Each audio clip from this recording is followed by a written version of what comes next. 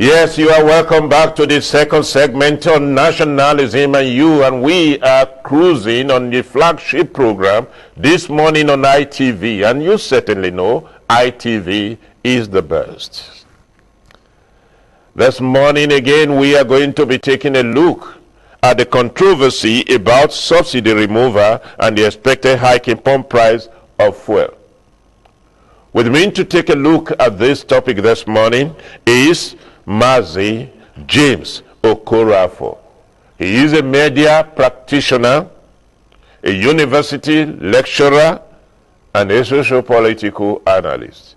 Mazi Okorafor, you are welcome. And I say to you, nationalism and you. It is my responsibility to rebuild this nation. Thank you. It is his responsibility, your responsibility, and that is the attitude, the culture we are pushing out here. Behave as if no one do it, no one will do it. Nobody do it, no one will do it if you don't do it. Yes, Mr. Okorafor. Before we move into the controversy, we just finished discussing about sustainable development goals. Yeah.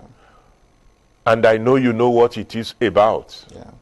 What is your perspective in national sustainable development goal, our aspiration, knowing that it is timeline between 2015 to 2030? Yeah, it is an idea not to let somebody out.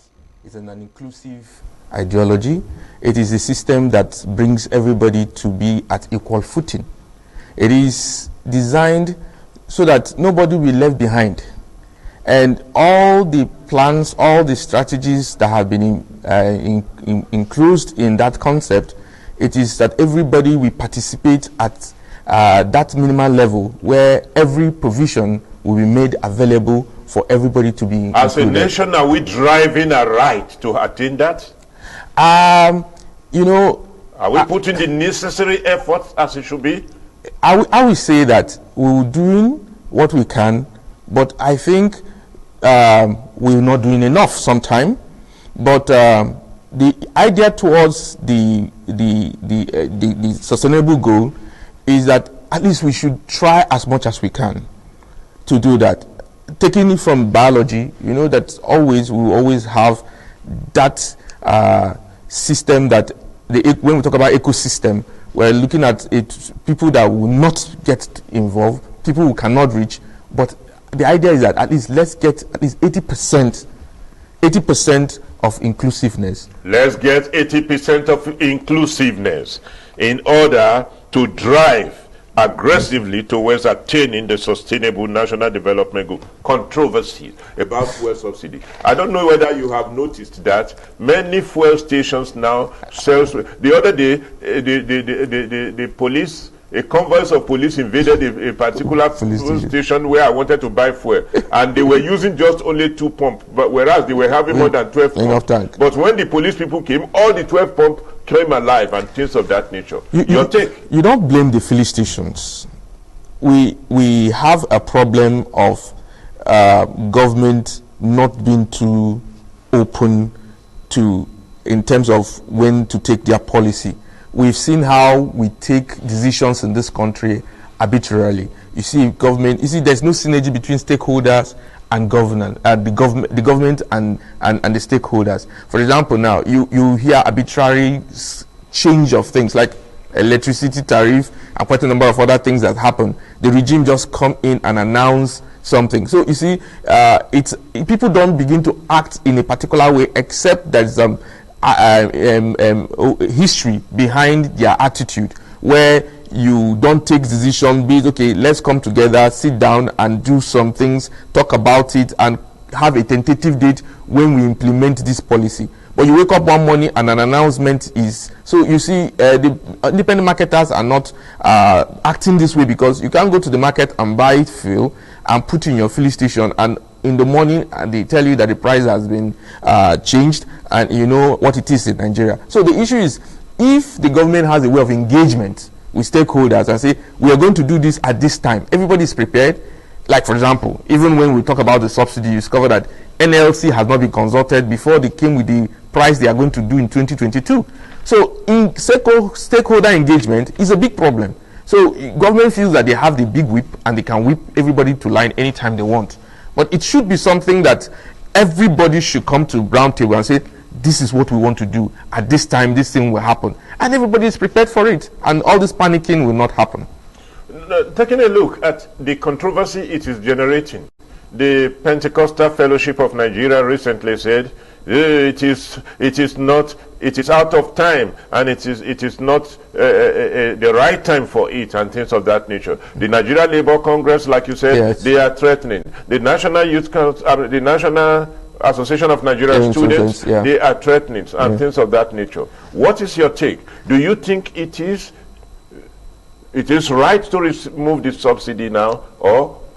You see, we need to see the backdrop from all these things, then we begin to understand what the government wants to do.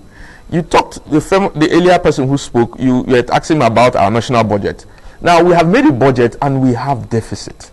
And this deficit we are having, you know that we need to borrow to sustain those deficits. And now, there's a report that came out 9 days ago from the World Bank on Nigeria.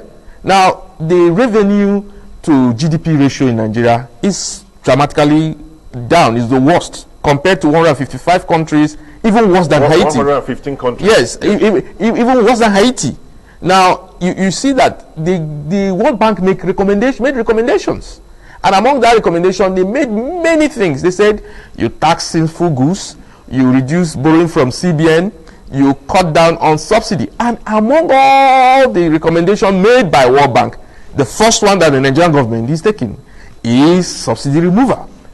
Yes, this subsidy removal is okay, but for the last 10 years or the 10 decades now, we've been battling with it. Why?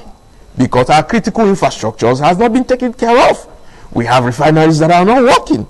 Like the last speaker here said, you know that what we are subsidizing is not the product. We are subsidizing the logistic, the freights. Now, if somebody wants to remove subsidy from already produced goods, what is it trying to do? Now, subsidy, you know, if you look at the word subsidy itself, it goes beyond just PMS. Countries like Egypt, Sri Lanka, and quite a number of African other countries, Philippines, they subsidize agriculture. So now the issue of bringing in subsidy and removing subsidy is a government is a good policy. To remove it or to put it is just a matter of knowing where to put it. Now, to answer your question now it's long overdue. We need to remove this subsidy. It's long overdue. But the issue now is that we are in a critical time when the refineries are not working, when we are jacking up electric tariff, the critical infrastructure like electricity. See, if you say subsidy is for the rich, it's not for the poor, you discover that the PMS itself cut across the whole spectrum of Nigerian society. Like the farmer who is going to farm in the rural community need fuel for his pumping machine. He uses bike to the distance in the farm. If you remove subsidy and put fuel at the price they are speculating, to bring tomato from Zaria to Abuja here is going to be to Lagos. Yeah, to Lagos. You're going to part. You say you're going to give 5,000. 5,000, will you quantify the amount you can use from this place where we are in this studio? If you have to inter-transport from here, maybe in one of these rural communities in this particular part of the town, and go to town, the transporter, local transporter, will put his price. Now, by the time you put price, we're always complaining that the commodities are going high. Do you know the amount of price that we junket in 2022? The landlord will put his own, everybody will add his own. So the whole thing will jam pack. We need a political solution. Now, talking about the 5,000, let me quickly take you on that before I forget. 5,000 naira for 40 million Nigeria as a palliative against the removal of subsidy.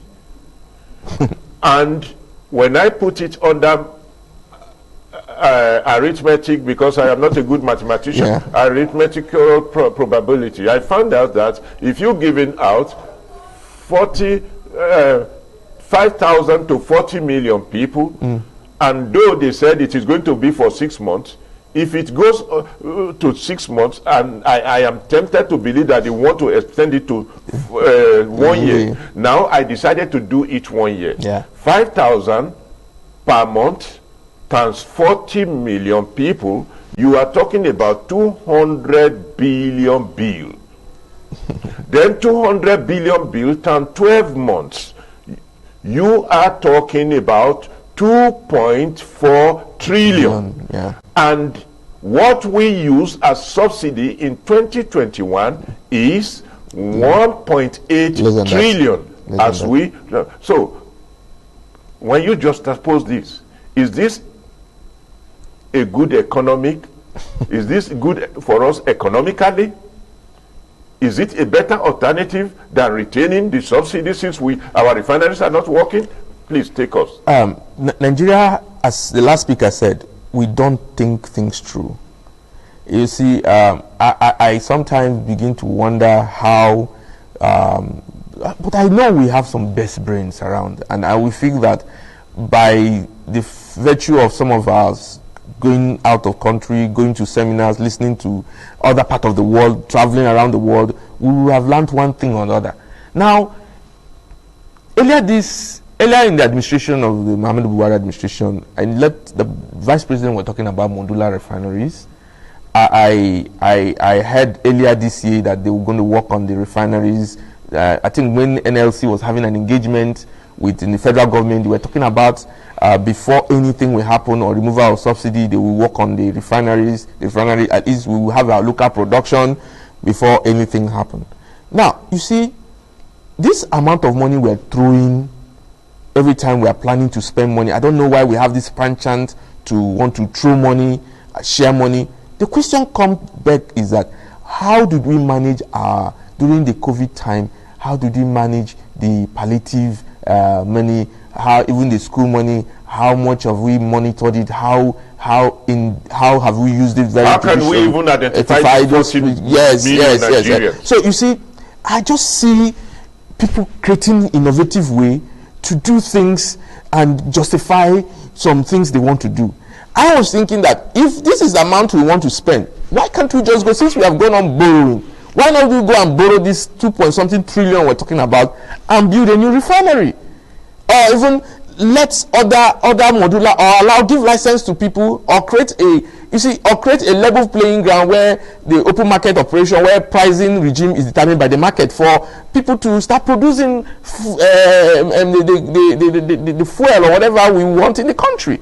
Because our it is one funny thing, because that's what the last speaker was also saying. I'm just talking about how do we know somebody wake up and tell you have to pay school fees for your 20 children when you don't know how many children. We don't even know how much of petroleum or fuel we consume in Nigeria. We don't even know. So people pound, you say 60 million, you say 10 million consumption, production, all those things. We need to sit down and ask ourselves, is this money that we are just planning to spend going to get to the right people? Is it just because we want to get somewhere, we want to continue to, because that is just still the same subsidy issue. And I think that the whole thing is geared towards our borrowing. We just want to obey World Bank or all these Greenwood institutions to tell them that we have obeyed all their criteria so that we can borrow money. So because I learned in that report, they asked them, even if they remove subsidy, they should find a way to cushion the poor from so for the inflation for the poor not to get a wrong picture and now confront the system or cause upheaval. Also, they should kind of cushion for the society mass not to get the wrong motive to fight. What people are really concerned about is that already the years of the COVID-19 pandemic has affected world economy badly, and Nigeria is not exception. Definitely. Has affected Nigerian people, their purchasing power, purchasing power drastically, and things of that nature. So people are thinking, if you remove subsidy and the hike in price is jacked to 320 to 340 as we are anticipating, and the rest of it, the repercussions, the economic repercussions, as will affect house rent, and every other thing, Definitely. and the commodities, chains of commodities, and that kind of a thing. Can it be, accommodated within the current of this content that the poverty have created already? That is what people are concerned My about. brother, we are in a breaking point. What I mean is that people have been very patient. It is in this administration that fuel pump price has changed severally. Even the liquefied natural gas, which is the cooking gas, has geometrically increased. The electric tariff has increased. It is in this administration that VAT went from 5% to 7.5%. Every aspect of Nigerian patience has been tried. Now, what I'm saying is that, yes, in the World Bank report I said that they said that our revenue was dwindling because the COVID affected our revenue from crude sale because of the lowering prices as a result of the crude, as well as COVID-19. Now, and that our revenue to GDP was so low, as I said. But there are other ways. What I'm saying is that there are a lot of million ways to generate, to create revenues for governance, for anything other than suffering already an impoverished citizen. The government should begin to think out of the box and begin to see other ways to raise revenues that are, and you know, that's what I'm saying, that there were a lot of recommendations in that report. But why the government ceased to insist on this particular removing of the subsidy is what continues to baffle a lot of us. Now, because removing it will also continue to impoverish Nigerians. A lot of Nigerians will go into the poverty line, because the idea was to, both of what we're talking about, the MDG, is to pull Nigerians out of the poverty line. But what will happen, we make a lot of Nigerians, because the issue is that Nigerians will pass it off to people who are the people who are actually working on this to protect. That's what is going to happen. Because you see, the idea of, okay, this person is in a rural area, he doesn't need a fuel. The question is, the critical infrastructure like electricity, does he have electricity? If it wants those the small scale industries, the SMEs who rely on this electricity for barbing, for grinding, and for other things, do they have it? Somebody who blends in the rural area will go for fuel to buy PMS for his engine. Those who are going to do water, quite a number of other things. All these little SMEs, our industries, small industries, all these small industries, they require electricity. Let us take a critical look at this. The 4 giant refineries that Nigeria is having, that we have run aground now, they were built and supervised during military administration. Definitely. And I don't think that it is the 4. The time frame for the building of the 4 are more than 15 years or thereabouts for the 4. Yeah. We have also witnessed our security forces chasing these Niger Delta people, building small refineries, and they successfully were refining, and the rest of it, call it a crude way and things of that nature. Is it a science rocket to build the refineries? What is it with our refineries? Why can't we repair the existing one? Why have we not been able to add additional refinery to it? Why is it taking years and a lengthy period for Dangote refinery to come on stream? What are these? Are we subsidizing inefficiency as our President Muhammadu Buhari once tagged it? That is what we are saying, that even during the 1970s, the little civil war we had in the past, that even the independent, that the country, the secession country refined their own fuel. And to think of also that these Niger Delta militants in bunkeries are making their own fuel and are selling in the open market. So the issue is not a rocket science. So the thing is, there's the international politics angle, which I would not want to talk about today. It's a big government of its own. Now, the thing is that even the technology we employed during the military government to build these refineries, I learned that the one we used is obsolete now, and the company is gone.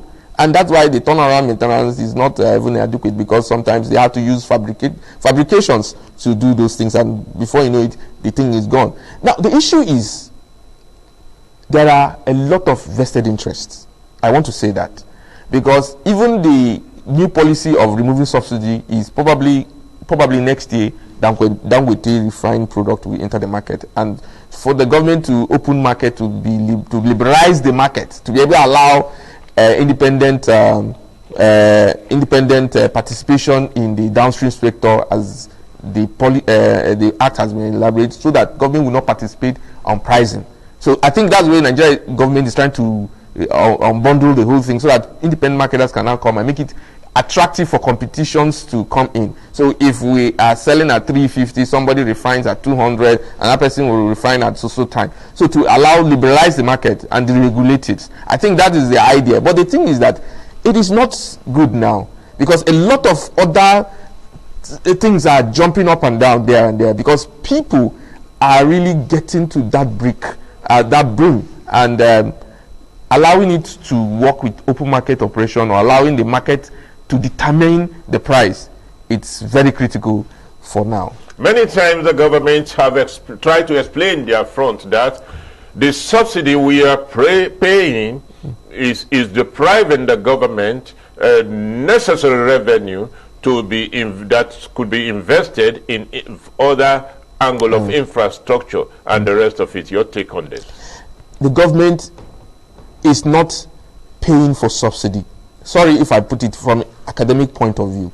What they are paying is the landing cost, the freight rate. They are subsidizing, because sometimes they just want to control the price. They want to give grants to control the price, to determine, to make a kind of way of allowing the price to be regulated. Now, if it is subsidy, we will expect the government, if government have noticed all this while, we expect the government to look at the idea they proposed earlier during their campaign of having a modular refinery, of working on existing refinery. If we need to overhaul, change the technology, yes, they even encourage private participation in the refinery, in refining Nigerian fuel, by giving license to some individuals to start refining, which Dangote is coming up on board. But the idea is that if you have done all those things, governments still have large equity. You know, there was a government that came into board and sold those refineries, but I learned another government came in and took it back. Now, if those things were sold to those companies, and by now we would not have been here. Are you very sure? Are you very sure? Because the what do you call it? The NEPA was sold to companies, and today government is still paying heavily to subsidize all of those things and the rest of it. Yes, see, that's why we're saying that even in the process of selling, we should do due diligence. I'm not saying that I support, I'm not prophesying that other company that bought that company then, because the person who bought that company then is the one building the independent refinery now. That's the idea. So the idea is that we should be able to sit down and look at the benefits. You see, that's what the last speaker said here. We don't think things through. If the refineries were given out at then and were given to private concern, and those people were adequate, and government really did the due diligence and did the right thing, by now we're not going to be talking about subsidy. Now government is in need of revenue, and the World Bank has counseled us that we are doing very extremely badly when it comes to revenue generation, and that we should improve in our revenue generation. Yeah. The Minister of Finance also, the current Minister of Finance also last week said, we do not have the problem of debt. What we have is a problem of revenue to debt.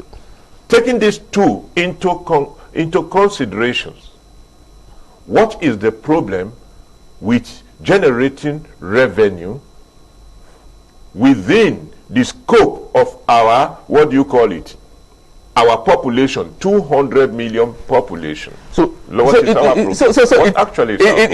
a joke when you look at it that we have that population of 200 million people and we are still talking about generating revenue.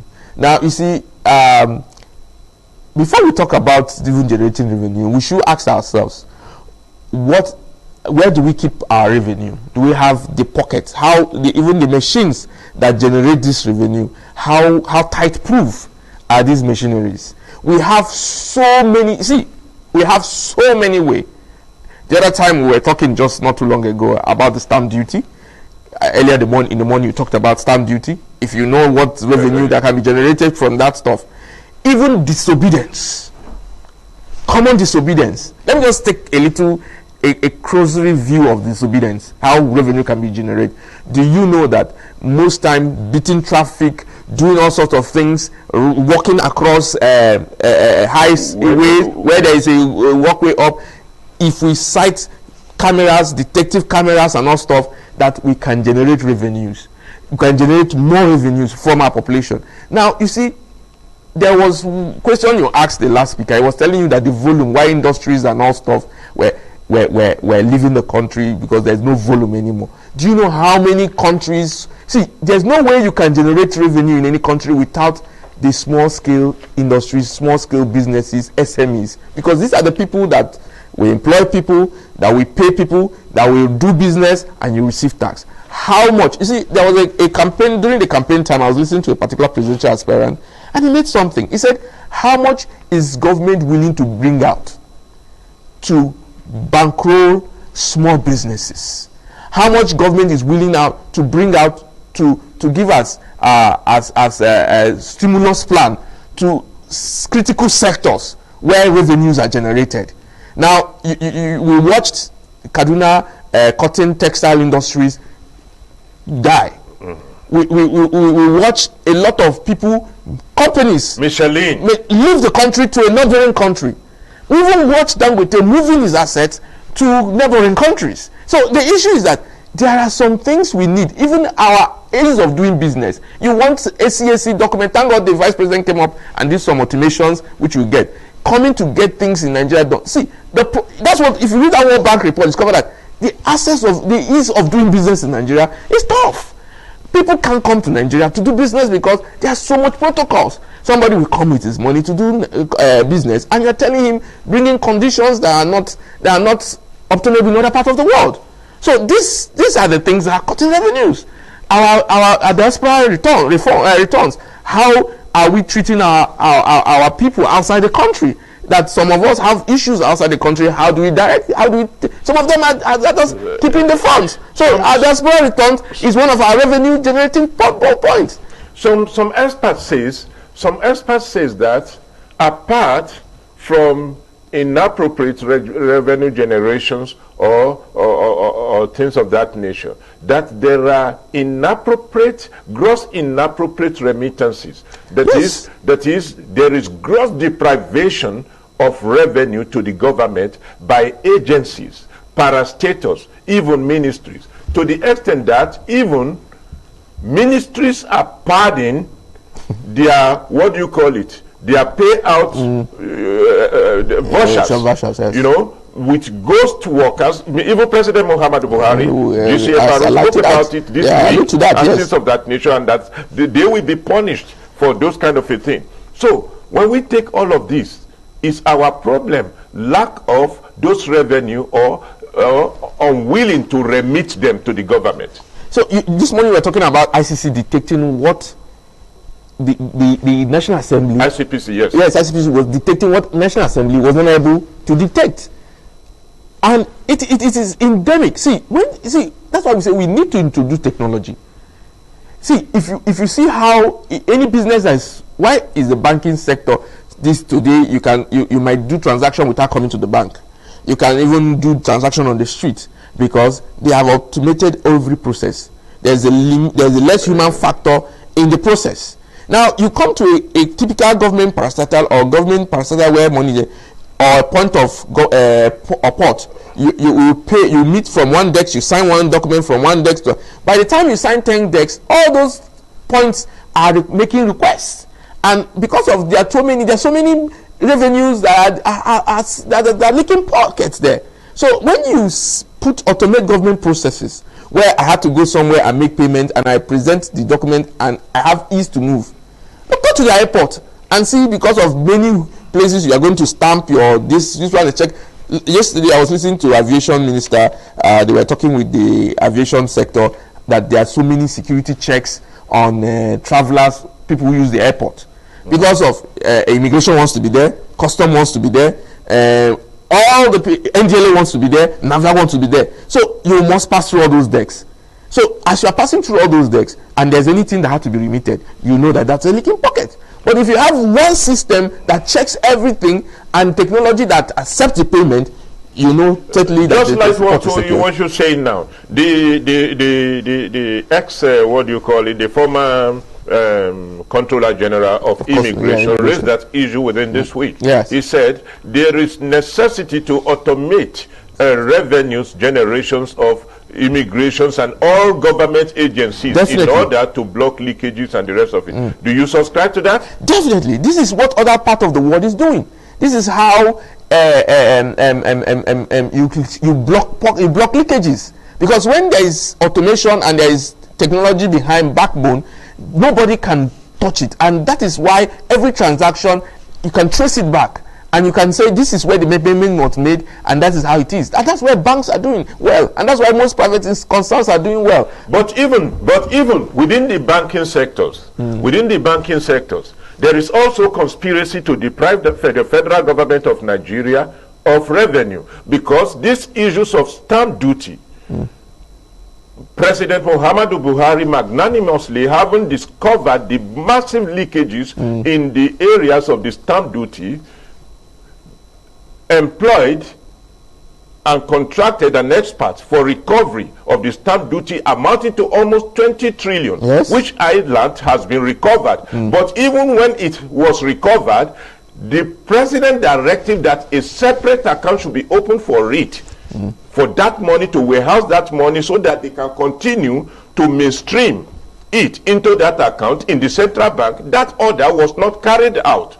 And even the expert that was so employed, all the agreement, they were trying to circumvent it, and the rest of the issue is with EFCC as I'm talking to you, and Code of Conduct Bureau and the rest of it. Is that the way to go? You see, when you are paying people to man offices, there are certain international standard requirements. Now, you can't be bringing an analog person to control a system that is too cyber related. You don't bring somebody who do not understand all the principles in cyber security and all stuff. So, problem with the federal government is that we appoint people that have sometimes don't have the capacity to understand the intricacies and dynamics of the technology that it should it should be involved with, and that's why you see the leakages. Now, this particular statement, this particular case in point, is a situation where some privileged people who knew these things were existing were just plainly ignorant all this while. So, look at said they are round tripping the money and is reborrowing it as a foreign source. Look at the young man that was employed in EFCC.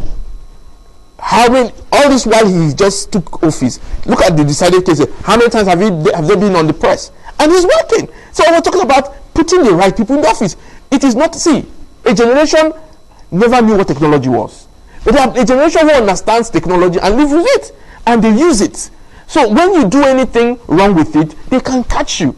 But the situation where you bring people who go, I have worked with somebody, I don't want to mention the organization, that only what he knows is that you punch the computer on and ask you to come and do things for him. And he's a director. So these are the issues. So when somebody of that nature is my director and me, I'm computer savvy, imagine what kind of thing I can do with it. Okay, for example, take a look at this. For more than 10 years, JAMB was only able to remit to the federal government post about 10 million and things of that nature. And one Professor Oloyede got there, and he started remitting in billions, 7 billion, 5 billion, 8 billion, and things of that nature. Custom were remitting 2 billion, 3 billion, and if they managed to remit 10 billion, we will clap for them, and not knowing that they were circumventing and the rest of it, just the way the community of banks are doing with the stamp duty of a thing already. So it took one again, the appointment of Colonel Hamid Ali by Buhari, a military officer, to head the custom, in order for us to know that custom can actually generate 2 trillion, 1.9 trillion, and things of that nature. Should it be so?